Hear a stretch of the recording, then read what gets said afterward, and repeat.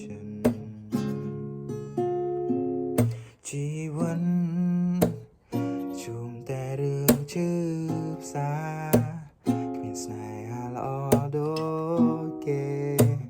រំពេលបានត្រឹមខូចចិន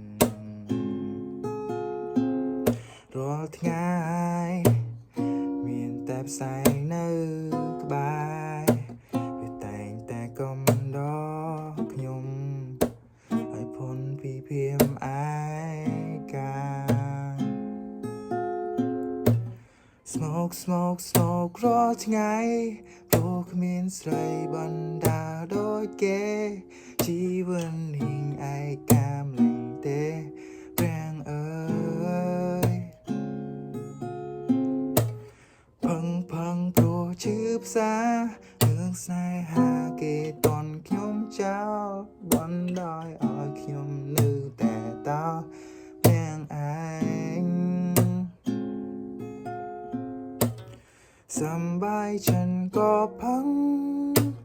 ពេលខូចចិនក៏ផឹងមានរឿងអ្វីក៏ផ